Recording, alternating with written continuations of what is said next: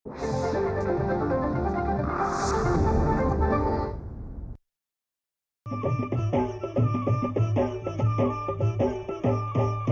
काळी आई धनधान्य देई, ही काळी आई धनधान्य देई.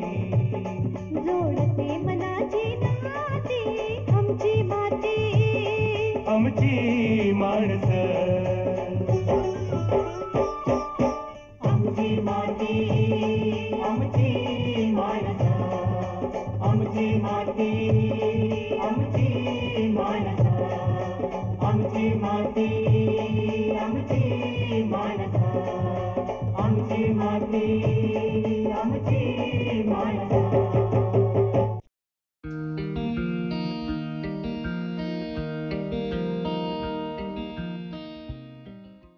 नमस्कार मंडळी, आमची माती आमची माणसे या कार्यक्रमात मी शिवांगी आपलं मनपूर्वक स्वागत करते. मंडळी, आपल्या भारतीयांच्या दृष्टीने आहार असो किंवा आयुर्वेद, कांद्याला अनन्यसाधारण असं महत्त्व आहे. शेतीच्या दृष्टीने देखील कांद्याचं पीक हे फार महत्त्वाचं असतं, कारण संपूर्ण वर्षभरामधून 3ही हंगामामध्ये आपण कांद्याच्या पिकाचं उत्पन्न घेऊ शकतो. परंतु असं जरी असलं तरी रब्बी हंगामामध्ये घेतल्या जाणाऱ्या कांद्याच्या पिकाचं उत्पन्न हे थोडंसं जास्तच मिळतं. मग अशा वेळेला रब्बी हंगामामध्ये कांद्याच्या पिकाचं उत्पन्न घ्यायचं असेल तर व्यवस्थापन कसं करावं, त्याचं नियोजन कसं करावं, या सगळ्या प्रश्नांची उत्तरं आजच्या कार्यक्रमात आपल्याला पाहायला मिळणार आहेत. आजच्या कार्यक्रमाचा आपला विषय आहे रब्बी हंगामातील कांदा लागवड आणि अधिक उत्पन्नासाठी पंचसूत्री. आणि या विषयावर अधिक चर्चा करण्यासाठी आज आपल्या स्टुडिओमध्ये उपस्थित आहेत डॉक्टर राजीव काळे सर. आपल्या पाहुण्यांची थोडक्यात ओळख करून द्यायची म्हणजे कांदा व लसूण संशोधन संचालनालय, राजगुरुनगर, पुणे येथे ते वरिष्ठ शास्त्रज्ञ म्हणून काम पाहतात. चला तर मग आपण त्यांच्याकडूनच या विषयावर अधिक जाणून घेऊया. नमस्कार सर. नमस्कार. कार्यक्रमामध्ये आपलं अगदी मनपूर्वक स्वागत. सर, जसं मी म्हटलं की वर्षभरातून 3ही हंगामामध्ये आपण कांद्याच्या पिकाचं उत्पन्न घेऊ शकतोय, पण त्यातही रब्बी हंगामात घेतल्या जाणारा कांदा हा जास्त फायदेशीर ठरतो. तर या रब्बी हंगामातील कांद्याबद्दल आपण काय सांगाल? नक्कीच, रब्बी हंगाम हा एक कांदा उत्पादनातील महत्त्वाचा हंगाम आहे. जरी वर्षभर कांद्याचं उत्पादन 3ही हंगामामध्ये होत असेल, मग त्यामध्ये खरीप हंगाम, रांगडा हंगाम आणि तिसरा हा रब्बी हंगाम. त्याच्यामध्ये उत्पादकता कांद्याची खूप जास्त प्रमाणात असते. खरीप हंगाम किंवा रांगडा हंगामात पाऊस असल्यामुळे रोगराईचं प्रमाण जास्त असतं, परंतु रब्बी हंगामामध्ये उत्पन्नाचं प्रमाण जास्त असतं. मग भारताची जर परिस्थिती पाहिली आपण तर जवळपास 19 लाख हेक्टरवरती कांद्याचं उत्पादन घेतलं जातं आणि 317 लाख टन एवढ्या मोठ्या प्रमाणात कांद्याचं उत्पादन होऊन भारत हा जगात अग्रेसर देश आहे कांदा उत्पादनामध्ये. मग हा जो रब्बी हंगाम आहे याच्यामध्ये ह्या एकूण उत्पादनाच्या 65% एवढ्या मोठ्या प्रमाणात उत्पादन ह्या रब्बी हंगामात होते. आणि याच्या काढणीनंतर जवळपास 5 ते 6 महिने कुठलंही कांद्याचं पीक शेतातून काढलं जात नाही. म्हणून साठवणुकीच्या दृष्टीने सुद्धा हा हंगाम फार महत्त्वाचा आहे, कारण पुढील 5 ते 6 महिने ग्राहकांना कांदा पुरवण्याचं काम हाच हंगाम करतो. परंतु अगदी पारंपरिक पद्धतीने कांद्याची लागवड करण्यापेक्षा आपण जर का पंचसूत्रीचा उपयोग केला तर ही पंचसूत्री म्हणजे नक्की काय आहे? पंचसूत्री म्हणजे कांदा उत्पादनाच्या व्यवस्थापनामध्ये जे काही महत्त्वाचे बाबी आहेत तर त्या 5 भागांमध्ये आपण सविस्तरपणे सांगतो. मग त्याच्यामध्ये पहिली जी बाब आहे पंचसूत्रीमध्ये, ती कुठल्याही पिकामध्ये कांद्याचा किंवा जो वाण असतो तो फार महत्त्वाचा असतो. तुकाराम महाराज असं म्हणतात की शुद्ध बीजापोटी फळे रसाळ गोमटी. त्याच पद्धतीने कांद्याच्याही जे काही वाण आहेत ते सुधारित असे वाण बऱ्याचशा संशोधन संस्थांनी किंवा आमच्या कांदा आणि लसूण संशोधन संस्थेने तयार केलेले आहेत. तर ते असे सुधारित वाण जर वापरले तर शेतकऱ्यांना चांगलं अधिक उत्पन्न मिळू शकतं. त्याच्यानंतर रोपवाटिका, कांद्यामध्ये सुरुवातीला रोपवाटिका टाकली जाते. ती जर सुदृढ रोपवाटिका असेल तरी कांदा उत्पादनामध्ये त्याचा चांगला फायदा होतो. त्याच्यानंतर तिसरा महत्त्वाचा जो टप्पा आहे तो खत आणि पाणी व्यवस्थापन आहे. अन्न जे आहे ते महत्त्वाचं असतं, पिकासाठी असेल किंवा मानवी जीवनासाठी असेल, तर ते अन्न आणि पाणी ह्या 2 महत्त्वाच्या गरजा असतात. त्याच्यानंतर रोग, कीड आणि तण नियंत्रण हा एक त्याच्यामधला महत्त्वाचा पार्ट आहे. आणि सगळ्यात शेवटी हा हंगाम महत्त्वाचा काय आहे तर याच्यामध्ये जो कांदा पिकवला जातो तोच फक्त साठवणूक केली जाते. म्हणून साठवणुकीच्या दृष्टीने या हंगामात कांदा पिकवणारे शेतकरी महत्त्वाचे आहेत, कारण पुढची 4 ते 5 महिने आपल्याला साठवून ग्राहकांना पुरवायचा असतो. तर ही 5 सूत्र जर अवलंबली तर एक चांगलं उत्पन्नही मिळतं आणि त्याच्या पुढे साठवणुकीमुळे बाजारभावसुद्धा शेतकऱ्यांना चांगला मिळतो. नक्कीच. या पंचसूत्रीचा जरी उपयोग आपल्या शेतकरी बंधूंनी शेतामध्ये केला तरी त्याच्यात सगळ्यात पहिलं महत्त्वाचं आपण देखील उल्लेख केला तो म्हणजे वाणाची योग्य निवड करणं. व रब्बी हंगामामध्ये कांद्याची लागवड करताना विशेष कोणते वाण आहेत? कांद्याचे ज्यावेळेस वाण विकसित करतो तर ते हंगामनिहाय विकसित करतो. मग खरीप असेल, रांगडा असेल आणि रब्बी हंगाम असेल, या तिन्ही हंगामासाठी वेगवेगळे आहेत, कारण त्याची जी हवामानाची परिस्थिती ती प्रत्येक हंगामामध्ये वेगळी आहे. आणि रब्बी हंगाम मी जसं सांगितल्याप्रमाणे साठवणुकीच्या दृष्टीने महत्त्वाचा आहे. म्हणून ज्या जाती असतील किंवा वाण असेल ज्याचं उत्पन्न अधिक आहे आणि ज्याची साठवण क्षमता अधिक आहे, तर अशा पद्धतीचे वाण शेतकऱ्यांनी या हंगामासाठी निवड केली पाहिजे. मग त्यामध्ये आमच्या कांदा आणि लसूण संशोधन संचालनालयाने भीमाशक्ती आणि भीमाकिरण, भीमाशक्ती हा मध्यम लाल रंगाचा वाण आहे आणि भीमाकिरण हा फिक्कट रंगाचा वाण आहे. तर हे दोन्ही वाण 5 ते 6 महिने चांगल्या पद्धतीने साठवणुकीमध्ये टिकतात.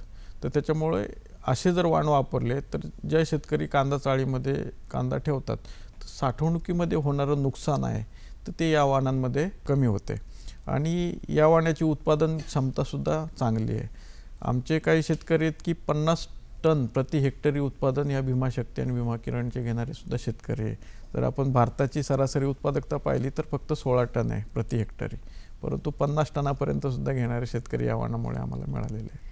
परंतु ज्या वाणाचा आपण उल्लेख केला तर त्या वाणाची निवड जर का शेतकरी बंधूंना करायची असेल तर ते कुठे उपलब्ध होऊ शकतात? हे वाण शिफारस केलेले आहेत, परंतु बऱ्याचशा शेतकऱ्यांना याची माहिती नसते. मग ही माहिती शेतकऱ्यांपर्यंत पोहोचावी म्हणून आम्ही एक ओनियन क्रॉप ॲडवायझर किंवा कांदा पीक सल्लागार हे मोबाईल ॲप्लिकेशन तयार केलेले आहे. तर त्याच्यात एक डिसिजन सपोर्ट सिस्टम आम्ही तयार केली आहे. तर त्यामध्ये शेतकऱ्यांनी त्याचं लोकेशन, त्याचं जे शेत आहे तर त्या ठिकाणचा तालुका असेल तो टाकला, जिल्हा टाकला आणि कुठल्या हंगामामध्ये त्याला कांद्याचं पीक घ्यायचं आहे ते आणि कुठल्या कलरचा कांदा, मग कांदा लाल कलरचा असतो, पांढऱ्या कलरचा पण असतो, मग कुठल्या रंगाचा कांदा त्याला वापरायचा आहे, अशी थोडी माहिती त्यांनी जरी टाकली तरी त्याच्या लोकेशनला सुटेबल जी कांद्याची व्हरायटी आहे ती त्याला त्याच्यामध्ये मिळू शकते.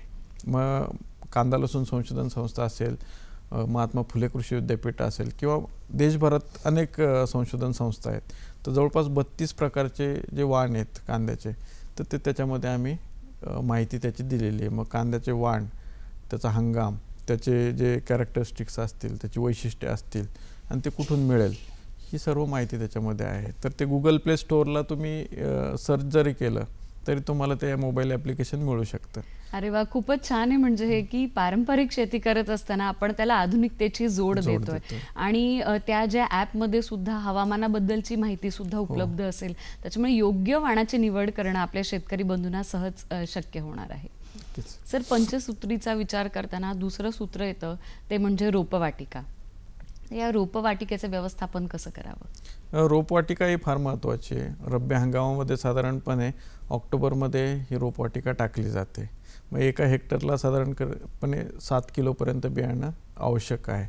बियाणं टाकताना रोपवाटिकेमध्ये त्याच्यामध्ये त्याला बीज प्रक्रिया करणं गरजेचं आहे, कारण कधीकधी अवकाळी पावसामुळे किंवा मातीतल्या बुरशीमुळे रोगराईचं प्रमाण वाढतं आणि मातीजन्य जे बुरशी रोग आहेत तर ते याला बियाण्याला लवकर बाधा करतं. तर त्याच्यामुळं याला कार्बेंडेझिम असेल किंवा कॅप्टन असेल, थायरम असेल, अशा प्रकारची बुरशीनाशकं 2 ते 3 ग्रॅम प्रति किलो या प्रमाणात आपल्याला वापरली पाहिजे. हे जर नसेल वापरायचं, जैविक पद्धतीने जर करायचं आहे आपल्याला, तर ट्रायकोडर्माचा एक 10 ते 15 ग्रॅम प्रति किलो इतकं ॲप्लिकेशन आपल्याला कांद्याच्या बियाण्यासाठी करणं गरजेचं आहे. ज्यावेळी रोपवाटिका टाकायची तर गादी वाफ्यावर टाकावी. गादी वाफ्यावरती एक 5 ते 7 सेंटीमीटरच्या अंतरावरती खुरपीच्या साहाय्याने ओळी जर आपण ओढल्या तर त्याच्यामध्ये चिमटीच्या साहाय्याने आपण ते बियाणं पेरू शकतो आणि हे बियाणं चांगल्या पद्धतीने एका ओळीत जर उतरलं तर त्याची साईज, काडीची साईज, जाडी ही एकसारखी राहते आणि हेल्दी अशी नर्सरी तुम्हाला पाहायला मिळेल. रब्बी हंगामामध्ये साधारणपणे एक 50 ते 55 दिवसामध्ये नर्सरी याची तयार होते. म्हणजे आपल्याला नोव्हेंबर ते डिसेंबरच्या दरम्यान आपल्याला याची 15 डिसेंबरपर्यंतची लागवड केली पाहिजे. नोव्हेंबर आणि डिसेंबर हे 2 महिने महत्त्वाचे. काही शेतकरी उशिरा लागवड करतात तर त्याला उत्पन्न कमी मिळतं, म्हणून नोव्हेंबर किंवा डिसेंबर महिन्यात त्याची पुनर्लागवड केली पाहिजे. आता नर्सरीमध्ये महत्त्वाचा जो आहे मर रोग, जास्त शेतकऱ्यांना त्याचा प्रादुर्भाव पाहायला मिळतो. तर त्याच्यासाठी आपल्याला एक मँकोझेब आणि मेटॅलॅक्झिल याचं बुरशीनाशक आहे, तर ते पाण्याद्वारे आपल्याला नर्सरीमध्ये द्यायचे. ज्या ठिकाणी मर रोग आढळतो त्या ठिकाणी, मातीतल्या बुरशीमुळे हा रोग होतो. याचं नियंत्रण अशा पद्धतीने करता येईल. आणि तण नियंत्रणासाठी त्याच्यामध्ये पण तुम्हाला ऑक्सिफ्लोरोफिन हे 2 मिली प्रति लिटर या प्रमाणात आपल्याला बियाणं टाकायच्या वेळेसच द्यायचे, म्हणजे तण नियंत्रण होतं. आणि एक महिन्याच्या अंतरावर तुम्हाला एक हाताने खुरपणीसुद्धा करायची. अशा पद्धतीने नर्सरीचं नियोजन किंवा रोपवाटिकेचं नियोजन करता येईल. आमची माती आमची माणसं. महत्त्वाचं सूत्र येतं ते म्हणजे खत व्यवस्थापन आणि पाणी व्यवस्थापन. कारण या दोघांचंही प्रमाण जर का बिघडलं तर हाती आलेलं पीक सुद्धा जाऊ शकतं. तर याचं व्यवस्थापन कसं करावं? हा एक महत्त्वाचा टप्पा आहे. कारण ज्यावेळी आपण नर्सरीमधून पुनर्लागवड करतो तर त्यावेळी सुरुवातीपासून तर शेवटपर्यंत जे अन्नद्रव्य आहे आणि पाणी आहे याचं संतुलन फार महत्त्वाचं आहे. काही खतं लवकर विरघळतात आणि लवकर वाहून पण जातात, काही लवकर विरघळत नाही आणि हळूहळू पिकांना मिळतात. मग त्या टप्प्याटप्प्याने तुम्हाला खताचं आणि पाण्याचं नियोजन केलं पाहिजे. ज्यावेळेस पुनर्लागवड करतोय तर त्यावेळी आपल्याला पुनर्लागवडीच्या वेळेसच बेसल डोस आपल्याला खताचा द्यावा लागतो. मग त्यावेळी 3 प्रकारची जी मुख्य अन्नद्रव्ये आहे, नत्र असेल, स्फुरद असेल, पालाश असेल आणि याचबरोबर गंधकही आपल्याला द्यावा लागतो. गंधक का द्यायचा, तर कांद्याला जो तिखटपणा आहे तो गंधकामुळं मिळतो, म्हणून गंधकही कांद्यासाठी महत्त्वाचं आहे. मग याच्यात नत्र 110 किलो नत्र लागतं, 40 किलो स्फुरद लागतं, 60 किलो पालाश लागतं आणि 30 किलो हे गंधक लागतं. मग याचं जे प्रमाण आहे, नत्र ज्यावेळेस आपण देतो, नत्राची गरज सुरुवातीला 2 महिने असते, कारण ज्यावेळेस पातीची वाढ जास्त होते आणि नंतर मुळांची, खोडाची आणि कंदाची वाढ याच्यासाठी तुम्हाला स्फुरद आणि पालाश हे महत्त्वाचं आहे. नत्र लवकर पाण्यात विरघळतं, लवकर मुळांना मिळतं आणि लवकर पाण्यातून वाहूनही जातं, म्हणून याला आपल्याला विभागून देण्याची गरज आहे. मग सुरुवातीला 1/3 नत्र, 110 किलोपैकी 1/3 नत्र आपल्याला बेसल डोसमध्ये द्यायचे. पूर्ण डोस 40 किलो स्फुरद, 60 किलो पोटॅश किंवा पालाश आणि 30 किलो गंधक हे आपल्याला लागवडीच्या वेळेसच द्यायचे. आणि उरलेलं जे नत्र आहे तर ते 30 दिवसांनी आणि 45 दिवसांनी तुम्हाला 2 भागात विभागून द्यायचं आहे. 2 महिन्याच्या आतमध्येच नत्राचा उपयोग केला पाहिजे, कारण नत्राचं प्रमाण जर जास्त झालं तर कांद्याच्या माना जाड होतात आणि तो साठवणुकीमध्ये टिकत नाही कांदा. म्हणून नत्राचा वापर 2 महिन्याच्या अगोदरच करायचा, ज्यावेळेस पातीला गरज असते. नंतर कंद ज्यावेळेस वाढायला सुरुवात होते त्यावेळेस स्फुरद, पालाश याची गरज जास्त असते. हे लेट विरघळतं, उशिरा विरघळतं पाण्यात आणि उशिरा पिकांना लागू होतं आणि हळूहळू लागू होतं. म्हणून ते सुरुवातीला टाकलं की आपल्याला पूर्ण कांद्याच्या अवस्थेमध्ये ते लागू होतं. शेवटी आपल्याला विद्राव्य 0050 हा याचा पोटॅशचा स्प्रे आपण त्याच्यावरती वॉटर सोल्युबल देऊ शकतो. 15 टन आपल्याला सेंद्रिय खत लागवडीच्या वेळेसच द्यायचे. परंतु आता सेंद्रिय खताचं प्रमाण शेतकरी वापरायचे कमी झाले, कारण जनावरांची संख्या कमी झाली. मग घरी असलेलं शेणखत आपल्याला जास्त मिळत नाही, त्याच्यामुळे मायक्रोन्यूट्रिएंट जे मिळतात, लोह असेल, मॅग्नीज, जस्त, कॉपर, ह्या ज्या गोष्टी आहेत तर ह्या मिळत नाही पिकाला. म्हणून एक मायक्रोन्यूट्रिएंटचा सुद्धा स्प्रे आपल्याला एक 45-60व्या दिवशी आपल्याला 2 स्प्रे ॲटलिस्ट घ्यायला पाहिजेत मायक्रोन्यूट्रिएंटचे. आणि ज्यावेळेस पाण्याचं व्यवस्थापन आपण करतो तर पाणी 2 प्रकारे शेतकरी देतात. मग त्याच्यामध्ये आपण पाटपाण्याने सुद्धा कांदा घेतला जातो आणि जर गादी वाफे केले तर ठिबक सिंचनाचा वापर शेतकरी करतात. ठिबक सिंचनामध्ये एक 5 ते 6 दिवसांनी पाण्याच्या पाळ्या आपण ठिबक सिंचनाच्या देतो, किंवा मग पाटपाणी जे देतो तर एक 14 ते 15 पाटपाण्याच्या पाळ्या आपल्याला कांद्यासाठी द्याव्या लागतात. म्हणजे एकूणच काय तर योग्य वेळी आणि योग्य प्रमाणात खत आणि पाण्याचा जर का पुरवठा पिकाला केला गेला तर उत्तम पिकांची वाढ होणार आहे. सर, त्याचबरोबर मृदा कार्ड किंवा सॉईल हेल्थ कार्ड जे आहे, मृदा पत्रिका सुद्धा ज्याला आपण म्हणतो, तर याचं महत्त्व किती आहे? मृदा पत्रिका सरकारने सुद्धा खूप प्रोत्साहन दिलं आहे आणि शेतकरी आता वापरायला लागलेत. परंतु याचा वापर करताना शेतकऱ्यांना सुद्धा समस्या होत्या की किती खताचं प्रमाण घ्यायचं आहे आपल्या मृदा कार्डच्या प्रमाणे, त्याच्या रिझल्ट्सप्रमाणे. तर याच्यासाठी जे मी तुम्हाला सांगितलं कांदा पीक सल्लागार किंवा ओनियन क्रॉप ॲडवायझर, त्याच ॲप्लिकेशनमध्ये आम्ही कांद्याला खत किती लागतं हे त्याचं कॅल्क्युलेशन त्याच्यामध्ये दिलेलं आहे. शेतकऱ्यांनी जर त्या सॉईल हेल्थ कार्डमधले रिझल्ट्स त्या याच्यामध्ये टाकले, नत्राचं प्रमाण मातीमध्ये किती आहे, स्फुरदचं, पालाशचं, गंधकाचं किंवा मायक्रोन्यूट्रिएंटचं, हे त्याच्यामध्ये जर टाकले तर ॲटोमॅटिकली किती खत त्यांना पिकाला द्यायचं आहे. शेतकऱ्यांना बऱ्याच वेळा प्रश्न पडतो की बाजारामध्ये ते गेल्यावरती आम्हाला 100-110 किलो नत्र मागितलं तर देऊ शकत नाही, किंवा ते संमिश्र खतं असतात मार्केटमध्ये. मग प्रत्येक प्रकारच्या संमिश्र खतामध्ये किती मात्रा आहे आणि त्याचं कॅल्क्युलेटर त्या ॲपमध्ये दिलेलं आहे. मग शेतकऱ्याला त्याला किती खर्च येईल आणि कुठली बॅग किती प्रमाणात टाकायची, किंवा 10-26-26, 15-15-15 ह्या ज्या वेगवेगळ्या ग्रेडचे खतं आहेत तर ती किती क्वांटिटीमध्ये टाकली पाहिजे याचं कॅल्क्युलेशन पूर्ण शेतकऱ्याला मिळतं त्याच्यामध्ये. म्हणजे हा ॲप म्हणजे जणू काही एक सतत शेतकऱ्यांसाठी एक मित्र किंवा मार्गदर्शक आपण म्हणू शकतो की हव्या त्या वेळेला त्यांना उत्तर उपलब्ध होऊ आणि शकतं. याच्यात ॲडवायझरी अशी आहे की जर शेतकऱ्यांनी त्यांच्या रोपवाटिकेची तारीख, रोपवाटिका टाकल्याची तारीख किंवा पुनर्लागवडीची जर तारीख टाकली तर त्या दिवसापासून कुठल्या कुठल्या दिवशी काय काय कामं त्याला शेतीची करायची त्याचे मेसेज त्याला ॲटोमॅटिकली पॉपअप होतील मोबाईलच्या स्क्रीनवरती. तर अशा पद्धतीचे सुद्धा ॲप्लिकेशन त्याच्यामध्ये केलेलं आहे. नक्कीच.